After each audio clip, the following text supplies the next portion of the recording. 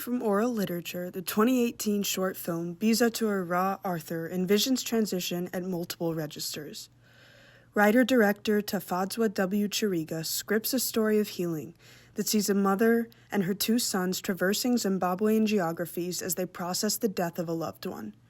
Scenes shot on bikes or in cars carry the plot, shuttling characters between the material and spiritual worlds. Frequent and drastic setting changes, from interiors dressed in low-key lighting to bright, expansive natural landscapes, cultivate a mood of intense fluidity. Structurally, too, Chiriga's folkloric script sits in between tradition and innovation, as he transforms the narrative trajectory plotted by oral literature for the screen. The film begins with a close-up of water washing over rock. At the edge of a babbling river, a boy, Arthur, walks with heavy footsteps towards the waves. Restricting the frame to his lower half, Chiriga folds the boy into the earth, his khaki pants camouflage with the terrain around him. As he prepares to take his life, the camera prematurely inters Arthur, foreshadowing the funeral scene to come. This moment establishes the riverscape as a critical site, one that Chiriga continually revisits. Because Arthur's family is a water family, and their totem a water spirit, the river is imbued with mythic power. It represents a great channel to the metaphysical, to the great beyond. It is there that Jimmy's mother, questing to remove the curse wrought by the death of her oldest son, encounters the river spirits that direct her toward closure. The sequencing of her journey exemplifies how, through the cinematic adaptation of oral literature, Chiriga simultaneously draws upon and questions tradition. Filmmaker and cultural theorist Manthia Diawara identifies this powerful process and outlines its mechanics in his 1990 essay, Oral Literature and African Film Narratology. While Arthur's bicycle invokes tradition via My Jimmy's reliance on a ceremonial healer, or Nanga in Shona, Zimbabwe's majority language, tactful editing casts doubt on the power of established religion. For instance, Chiriga's cross-cutting synchronizes the completion of the curse-lifting ceremony, or the anticipated resolution of the archetypal narrative arc, with the drunk driving accident that kills both of Arthur's younger brothers. We see the Nanga nod at My Jimmy, seemingly confirming the completion of his task. Then, an abrupt cut to the dented exterior of a car. Sequencing thus renders the healer a liar, since death persists through the supposed removal of the curse. Immediately following the crash, the disembodied spirits of Jimmy and Phineas look at their corpses, wondering aloud about why people lie.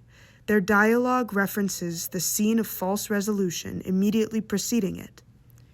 Chiriga's augmentation of the expected plot structure opens new pathways to resolution. When My Jimmy returns to the riverbank to remove the curse herself, she symbolically usurps healing power from an authority figure. This twist affirms the questioning of tradition that Diawara contends is made possible through the translation of oral literature into film, locating narrative closure in My Jimmy's return back to the site of Arthur's death. Through place-based remembrance, she crosses into the metaphysical and encounters her sons in spirit form, enabling resolution. Chiriga depicts her transporting the curse back to the city, using the setting to externalize her newfound inner peace. At last she appears in harmony with the environment, her red dress folding into the clay of the riverscape, her umbrella aligning just so with the slope of the mountain backdrop. The film's penultimate visual marks her exit from the transitional state of mourning. My Jimmy proceeds down a long road, dressed in white to signal her fresh arrival from the other world, dragging the curse and a white bag behind her. The road constitutes the path of healing. Because she's at its end, her movement now forges toward justice. By positioning her precisely within the lower two-thirds of the frame, Chiriga observes the rule of thirds, visually arguing for the righteousness of her action.